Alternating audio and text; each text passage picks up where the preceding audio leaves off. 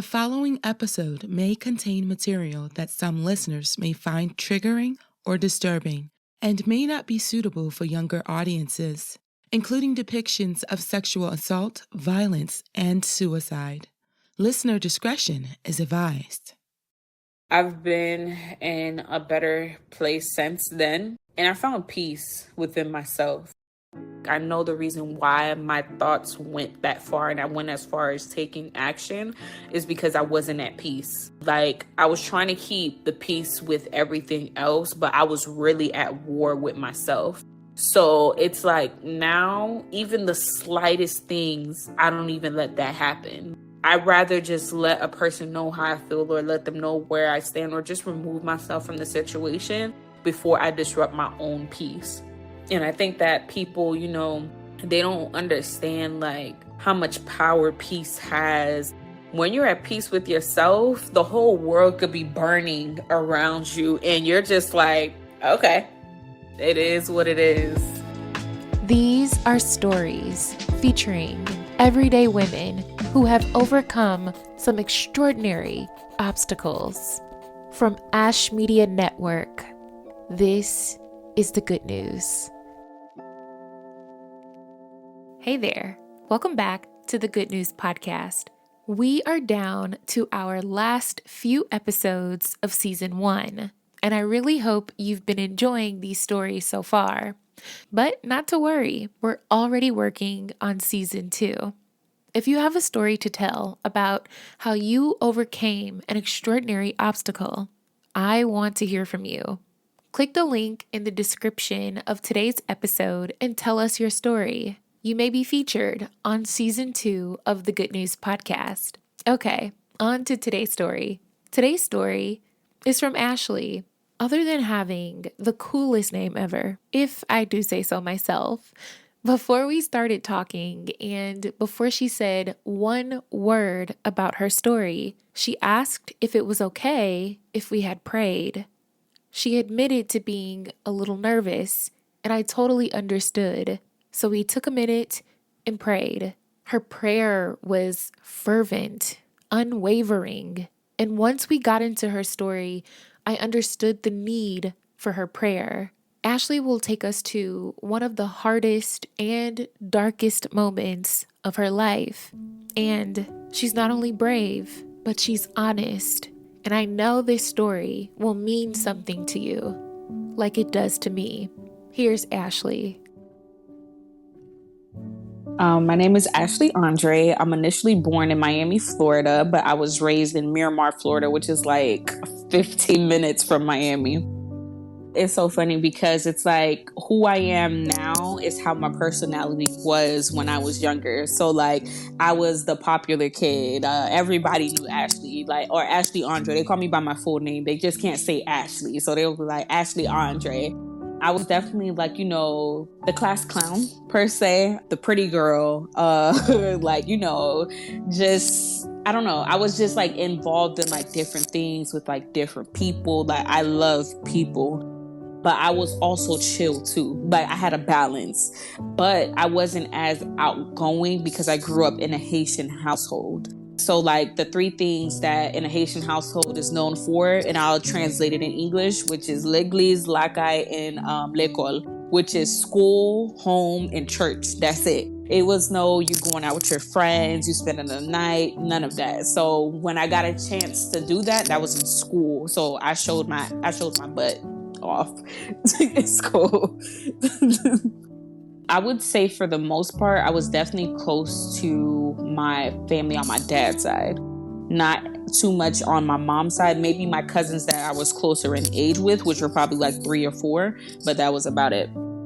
So my mom, she's always like been around, right? So she's just kind of like just been there in a sense, like she was always in the picture, but not really there. At first, in the beginning, it was never good or bad. We just never had a connection. And I didn't realize that until I got older. It was just more so of like, okay, I'm your mom, so I feel like I just have to buy you stuff or whatever, but I don't really know how to do like this love thing. So I'll leave that to your grandma. Grandma raised me since I was 3 days out the hospital because my parents did have me when I was young. but I'm her baby. Like, I'm what they would say is her start over kid, because she didn't have the best relationship with my father and my uncles. However, she gave me everything. Like, she gave me that love, that affection. She opened up doors for me that I never thought that I would have the opportunity to see. Not that I never thought I would have the opportunity to see, but I didn't realize it wasn't the norm for other Black kids. So she's taught me a lot. She's taught me everything I know. My father went to prison when I was 11. So I was always living with my grandmother. So when my dad went to prison, I guess like my mom felt like that was the time for her to step up and be like, okay, well, I'm going to take Ashley, not necessarily take me away, but like it's my turn to step in. However, I just wasn't going for it. I was very rebellious again towards that, because it was like, for me, it's like you're taking me away from my comfort zone. Like, I'm not comfortable with you. You're not like my peace. Like, you're not my, like, you know, my peace, my safe space. My grandma's house is my safe space.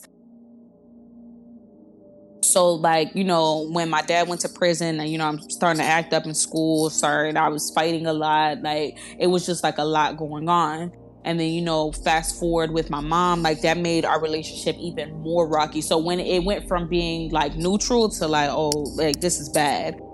Then it went from that, and then the situation with her boyfriend, which is now her husband, has happened.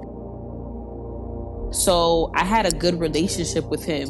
For me, it was like a stepfather and daughter talking. Like, you know, when I see him, we're always cracking jokes, you know, things like that. He has kids from a previous relationship, so I seen them as my little brothers. I'll always take them to the park and, you know, all that other good stuff. But my mom, I don't know, I guess she seen it different. I remember this one specific time, like I was in the house and I think I had on shorts or tights or something like that. And she was like, oh, you need to go change. Like, you don't wear stuff like that in the house when a man's here. And I was so confused because I was just like, why? I was taken back from it, but whatever, you know, this is what mom says to do. So to avoid the conflict, you do it. And then it was one time, like, you know, I gave the man a compliment on his outfit and my mom accused me of having sex with him. For me, it was like, I thought I was just numb to things, but not me realizing that I was just directing my anger elsewhere. I didn't realize that I was going through a depression at such a young age. Just when I got older and I knew what depression was, I started to look back on it and be like, damn, like I was really going through a lot at a young age. Like I kind of felt like I had to put my back up against the wall and fend for myself, because it was only so much that my grandmother could do. And then when he took the opportunity to sexually assault me, for me, it was just like, what? What, like, you know, like, it was like, for me, it was just like, why? Like, I couldn't really wrap my head around it. And I remember specifically that night after he realized, like, you know, okay, she's not going for it or whatever, like he had a conversation with me, like put some pants on, because I was sleeping in a t-shirt when he touched me. You need to put some pants on. And then he started talking about how my mom was jealous of me. He was more saying, like, you know, she was jealous of me and saying that, asking me, like, did I ever see him more than a father figure? I ended up going to my grandma's house the next morning. And then I called her as soon as I got in the house, because he was the one that dropped me off. My mom was in the shower, so he dropped me off to my grandmother's house. And I'm not going to lie, I was scared, so I didn't really know how to react in that moment. However, like, you know, when I got to my grandmother's house, I called her instantly and I said, Ma, like, this is what happened, etc. We drove back to the house. It was like a big thing. Like, you know, my mom was like, you know, Ashley, I believe you. I'm sorry this happened to you. I loved you. And I'm not going to hold you. Like, that was the first time, like, I could actually say I believe something that came out of my mom's mouth. So, like, when I seen her kick him out and, you know, things like that, I was like, okay, like, you know, I felt like she had my back. I want to say about like a year or two later, like, my sister was kind of like trying to give me like signs that he was still in the picture. I remember one time, I'm not gonna lie, I did go through my mom's phone and then I seen her still messaging him on Facebook. And I sent her a screenshot of it. Like, I sent it to myself and then I sent it back to her. Like, that's crazy. Like, you know what this man did or whatever the case may be, and you're still like in communication with him. People that know about the situation, like a lot of them were like, oh, why wasn't he in jail or why wasn't he in prison? It was for the simple fact is like my mom was like, we're going to call the police. We're going to do this. We're going to do that. It was a week later. Nothing happened. I'm the one that went to the police at my school. So by the time all of that transpired, it's like evidence is gone. So it's my word up against his.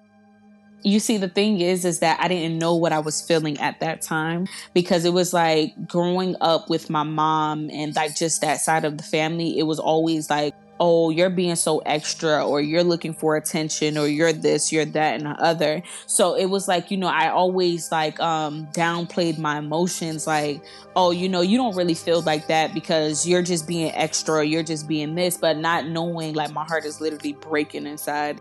I'm devastated. Like, I'm 12, 13 years old, and I'm like trying to wrap my head around like my mom is still messing with a guy that sexually assaulted me. Dealing with that, and like, I don't know, I was just balancing out so many different emotions. And it was like the other person that I did feel safe with, which is my dad, he wasn't here. As I grew older, like that's when I started to realize, well, once I finished, not finished, but went through therapy and, things of that nature, it was on her birthday that I realized I got to show her grace. I have to show her grace because at the end of the day, yes, she did this to hurt me, but she also went through something similar with somebody sexually assaulting her, somebody raped her. I wasn't raised off of survival, but she was. So it was like, the fact that I was raised from love, like, we view our worlds are very different. So I had to realize that she does not know what love is. I had to realize that she's not as mentally strong as I am. I would be able to stand up, for myself and be like, I'm not going for that. Like, I'm sorry. Yeah, you have to go. But versus for her, she's like, what would people think of me? And I that's literally her thought process. What would people think of me? And I'm more so, I don't really care what nobody has to think. Like, this is what I stand on. I thanked Ashley for opening up and sharing this part of her story. One thing I have learned and continue to learn is you can't change people, especially the ones that you love and who you expect to love you back.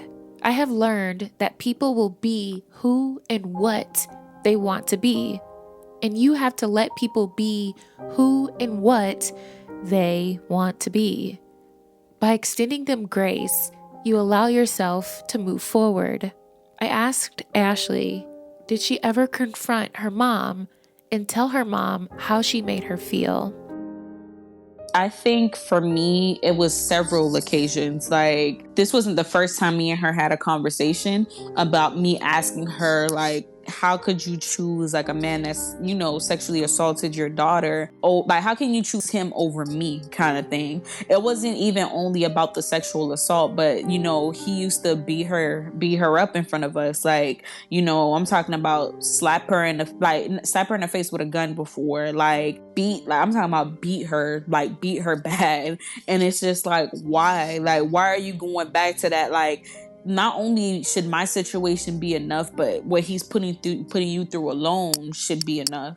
So I think for me, it was definitely when we went to therapy, like my mind was really made up. Like, I wrote a letter to her. My therapist recommended I write a letter, sorry. And I was 8 pages in. And my therapist said, I may challenge you to give it to her or whatnot. So write exactly how you feel. My therapist didn't know what was going to transpire. Like, my mind was already set up. So I'm 8 pages in writing the letter and I'm in tears. Like, I'm bawling. And it's not only about like the sexual assault. It went as deep as like, I just wanted you there as a mom. Like, I just wanted you to show up for me. So I told her, like, look, I want to go to therapy with you, whatever the case may be. I'm going to pay for this session, etc. And she was against it. Like, she wasn't for it because she knew what was going to come about.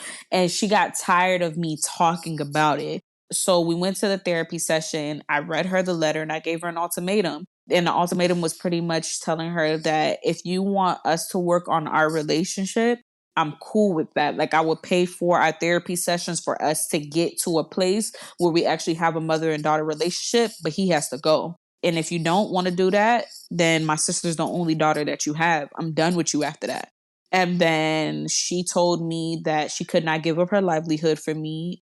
That was that. And she walked out the door. And that was the last time I spoke to her. The little girl inside of me was just like, choose me. Please choose me. Like, don't choose him. Like, don't tell me anything else other than I choose you. When she told me, like, I can't give up my livelihood for you, I'm not gonna lie. And then she walked out the door, I was shattered. Other Ashley here. I can only imagine how that must have felt, hearing that from a parent and what that does to a child, what that does to a human being. We took a second and paused the interview, and I told Ashley, and if this resonates with you, I'm telling you, you don't need another soul on this earth to choose you. You can choose you. Always choose you. No matter how many more relationships you get into, whoever you marry in the future, however many kids you have, whether you reconcile with the people that hurt you or not, always choose you first. You don't need anyone else on this earth to choose you. Do not ever forget that. I asked Ashley, what did support look like for her at that time? Who was there for her when she needed them the most? Here's what she said. The support was real. Like, well, more so on my dad's side of the family and my friends. That's where the support really came in at. My family just really stood up for me in that moment. But I think they really stepped up more when my suicidal attempt came along. So he was my first love, and he still holds that title. Him and I did meet back home in Miami. He's initially from Miami too. And we met pretty young. I was 16 at the time. He had to be like 17, 18. And he was like my first everything. Like, he was my safe place. Like, that was my best friend too. He went off to college, and I was like, I don't know if I want to stick beside him through this. But I did stick beside him for a little bit, and he started cheating, and exactly, guys. In my mind, I'm not gonna hold you. At that time, I thought cheating was normal because of like what I see the women in my family go through with their men. So I stuck with him even like, through that or whatnot. And then he had the audacity to break up with me, talking about he just needs to get himself together and focus on himself. Like, we were doing really good at that point too. So we broke up for a little bit. Well, not for a little bit, for a few years. He made his attempt to come back in the picture. And when he made his attempt, he was very persistent. Like, I'm talking about, my guy was not only texting and calling, I'm talking about his parents are hitting me up like, Ashley, we need to see you. Even though I have not spoken to you, like, we miss you, this, that, and the other. I went to their house or whatnot. And when I seen him, I realized I still loved him. Him and I end up getting back into a relationship, but we stayed with each other for an additional like 3 years after that. And it just became worse than what it was before. Like, the cheating became a lot more frequent. The lies became a lot more frequent. I'm going through the phones and I'm seeing stuff that I should not be seeing. It was when he came into town. And this was a month after the whole situation with my mom happened. So he came into town and he was like, look, I miss you. Like, I need to see you. We need to talk, etc. So, we're talking and we see each other. It's a family event. And it felt like it was like a pause and resume moment because we haven't seen each other for a year at this point. And then it was just like, damn, like, I felt like this is my person, So we're talking and he's just like, Ashley, like, look, I'm still in love with you. I still love you. I still want to be with you. Like, let's go to therapy, the whole nine, like, just feeding me stuff. And I'm like, all right, cool. I never heard him talk like this. So for me, I'm like, okay, he might be serious this time. We get intimate with each other. And then he's like, look, I'm going back home. I want us to work through things, etc. Because he's living in Charlotte at this time. And I'm like, all right, cool. And I want to say a couple of days after that situation happened, he literally calls me one morning and was like, look, I don't want to be with you. I want to be with this person, which is the girl that he was dealing with for 2 years in our relationship. And I was like, wait, what? And he knew everything that was going on with my mom. Like, he knew everything. And I was just like, you just took advantage of me. Like, you didn't care about you didn't care about me. You just cared about satisfying your needs. And all he could say was like, look, I'm sorry. And that was that. And I'm not gonna lie, I was devastated. It brought me back into a place where I was just at a month ago. And I was just like, I was done. I can't do this. Like, this is a lot for me to take on right now. It was a very cold morning for me. Like, I just woke up and I just couldn't take it. Like, the pain felt unbearable. Like, there was nothing I could take for it to make the pain ease. Like, there wasn't enough weed to smoke, enough alcohol to drink, enough sleep I can get to ease that. Like, it was like I felt it even when I was sleeping. I spoke to my grandma that morning too, and I was like, okay, Ma, well, bye, we'll talk later, whatever. And I'm just like, I'm saying my goodbyes but not really saying it. And I went to CVS and I got like the strongest Tylenol pills I could find. And I know I took majority of them because there was only a little bit left. And I remember looking myself in the mirror and I was just like, I'm sorry, like, I can't do it. I wrote a letter to like everybody that meant something to me. I got in the shower and I was just like, laying there, like, the water just running through and whatnot. And I had closed the lights and whatnot. And I just remember it like being cold. The shower was on a hot temperature and it was just so cold to me.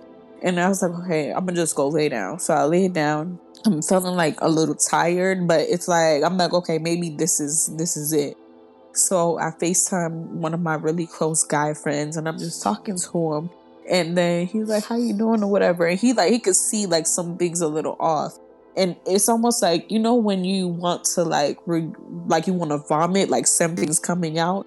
Like, that's how my words felt. Like, it's like I instantly told him exactly what I did. And all I remember was like the phone clicking and he rushed to my house. And where I was living at the time, I was a good 25 minutes away from him. So him and a few of my other friends, like, they all just showed up. And it was just like, and one of them was a nurse. So she was just, trying to make me throw up or whatever. I could not throw anything up. Like, I didn't even feel like I took anything. I just felt tired. Like, I was just sleepy. So I slept. That was it. I just slept. I didn't go to the hospital, nothing. I slept.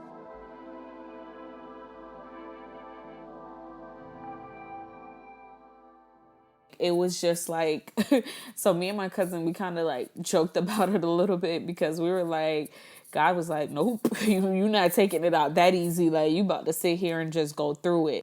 And it was just like, in that moment, throughout that process, even after that situation happened, I was just like, God, like, I don't know what you're doing, but all I could do is trust you because clearly I can't go out that way. Like, everything else after that was like a blur to me. Like, I don't really too much remember, like, the timelines. Like, I remember bits and pieces, like, my podcast, my hair business. I was very active in doing hair after that.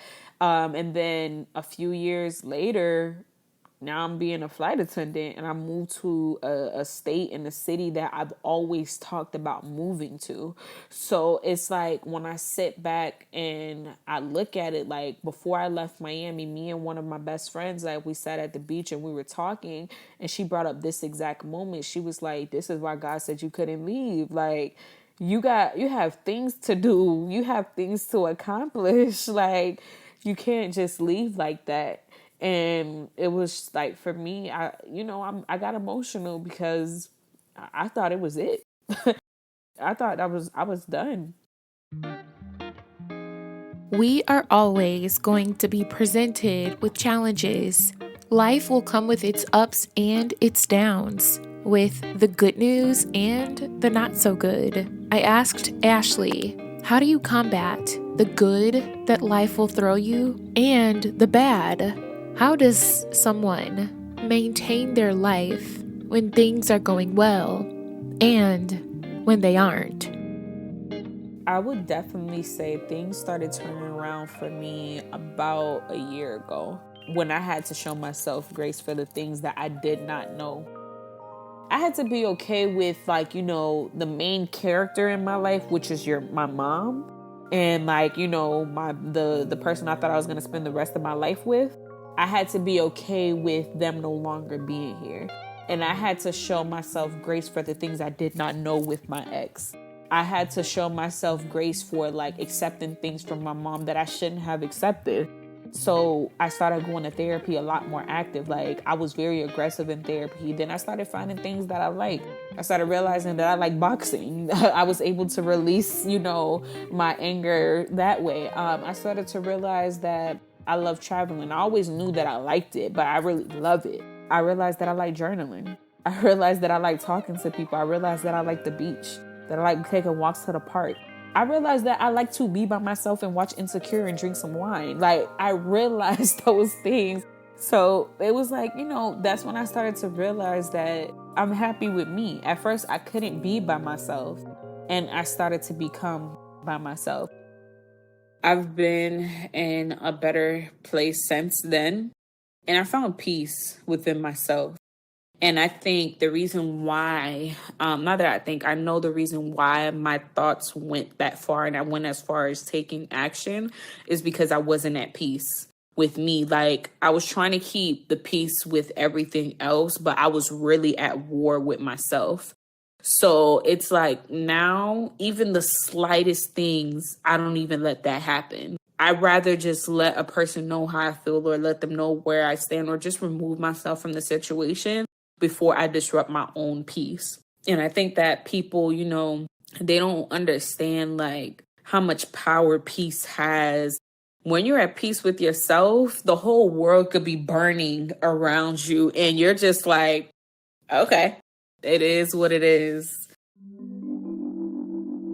My new way of thinking is that it always works out. I always revert back to the things that initially make me happy. So your podcast being one of them, I'll listen to that. Or I'll just go for a walk. I'll, journal. I'll do the things that genuinely just makes me happy as a person, even when life isn't going how I want it to go. At the end of the day, it all works out in my favor. I've been talking about moving to Houston for 4 years now. Never in a lifetime did I ever think that I was going to become a flight attendant. I was in school to become an OBGYN. It never correlated. And it doesn't mean that I still won't do that. I probably will. But at the end of the day, it just goes to show that it comes back full circle. I get to travel when I want to, where I want to, for free or, for a couple of taxes, but it's nothing major. And on top of that, I'm living somewhere where I was always drawn to. The crazy part is I've never been to Houston. I just said I always wanted to live there. This is the most happiest I've been in a long time. My first step was showing myself grace. My second step was showing my mom grace. My third step is showing him grace. Now, I just don't know what that looks like. And nor did I know what that looked like for my mom. It was just as simple as me sending her relaying a happy birthday text. That took a lot for me to do because I'm I have not spoken to her. I'm talking about I'm bawling in tears, crying, just telling her happy birthday. So it was just for me to come to an understanding of knowing that she really just didn't know no better, even at her grown age. The age didn't mean anything. She doesn't know what I know. So it's at the end of the day, I show you grace, but I give it with boundaries because I can't let you back in how I did before. Because it separates the real from the fake. It separates the people that actually want to be in your life from the people that just want you based off of, their pleasure and their needs. And honestly speaking, it's for your peace of mind too. It all comes back down to peace. You set those boundaries, you'll find yourself in a position where it's I should have been setting boundaries a long time ago. I asked Ashley For someone going through this, what kind of advice could you give them? And for someone who's never gone through this but can still learn something from you, what's the best piece of advice that you could give them? It gets better. And I'm not just saying that because of my situation. When I spoke about my suicidal attempt on my podcast, a lot of people reached out to me and was just explaining to me how they were actually in the process of attempting the same thing. So I would definitely say it gets better. I know that's a cliche thing to say. And I know that, a lot of people just go through life. We're all lifing right now. Social media just makes it seem like it's easy. It makes it seem that everything is good, but I guarantee you it's not. It's not as good as they make it seem. So find somebody that is your person that you can talk to, you can confide in, whether that's a therapist, whether that's a stranger, whoever that may be. Vent it out, write it out, just let it out. Find a way to let it out. Because I promise you, it's not worth it. 2-3 years ago, if you would have told me that, I probably would have looked at you crazy. But 2-3 years fast forward, I'm telling you, it gets better. Understand that hurt people hurt people. No matter what title they may play in your life, you got to understand that everybody's been through something that makes them the way that they are. However, that doesn't mean that you be so understanding where you disrespect yourself and you disrespect your boundaries. Make sure that you have boundaries in place. Like, it's okay to tell a person, hey, I love you, but I could no longer do this, or I have to love you from a distance. And also make sure that you're healed too. Make sure that you're healed and you're not, projecting on to like other people. Make sure that you're okay with being by yourself, that you don't need to be around people 24/7 in order for you to feel validated. Know that you're that girl. Know that you're that guy without anybody else's validation. And the world is yours. We're just living in it. I'm proud of who I am. Like, I'm proud that I grew through the pain. I didn't just go through it. I build my stepping stones. Like, I allowed the pain to make me better and not bitter. Now, don't get me wrong. I did have my bitter moments. However, in the end, it developed the woman that you see in front of you today. If I didn't go through, the sexual assaulting experience, I wouldn't be here. I wouldn't be who I am today. If my dad didn't go to prison, I wouldn't be the woman that I am today. If I didn't have that falling out with my mom, I wouldn't be the woman I am today. So it just all draws back to that. If I didn't go through the trials, I wouldn't have been able to celebrate the tribulations today. And I really do have to give the praise to God. Like, I did not do this by myself. I didn't just wake up and say, oh, I'm Big Ash. Like, I'm doing my thing. Like, no, like, the woman that you see today is God. Because at the end of the day, my life really could have ended July 18th, but he didn't allow that to happen. It could have ended a few times, but God was like, nope. I need you here. Like, I need you to get through this because I have a greater purpose for you. And I know the younger me, the 11, the 12-year-old me, I know she's proud to be like, yep, that's me. Like, that's me. So I'm proud. I asked Ashley to take us back to that day where she walked the aisles of CVS, making that decision that would change her life. I asked her if she could go back in time and tell her younger self something. What would she say? I would tell her, girl, you're in the wrong aisle. Let's go get some wine from Cooper's Hawk. And I will be like, let's sit and talk about who you're about to become. I would definitely explain to her, like, I know this doesn't look good right now, but I'm just going to need you to trust me. Like, you do your part, I'm going to do mine. And I've kept that promise to myself, and I've trusted myself ever since. And that was a big thing for me. I didn't trust me because of, because of things that were happening in the past. And, I started to realize that even when you know better, you still have to show yourself grace. So I'll definitely let her know you're in the wrong aisle. We need to go grab a bottle of wine. We need to sit down and we need to talk, because who you're about to come is not it's not this person. Like, she wouldn't go for this. She's not allowing that. You're better than that. Like, and you know that you're better than that. I know you're better than that. So yeah. And I'll hug her and tell her I love her. That's the good news. If you or someone you know is experiencing mental health related distress and suicidal thoughts, contact the 988 Suicide and Crisis Lifeline now. There are ways to cope with the feelings and thoughts you may be having. Click the links in the description of today's episode to learn more about the resources that are available to you in your area. The Good News Podcast is a collection of personal stories told week by week, with brand new episodes every Monday, brought to you by AshMedia Network. And remember, with every bad day, there will always be a good day to follow. With every obstacle comes a victory. There is always something good to look forward to. Good news is always on its way.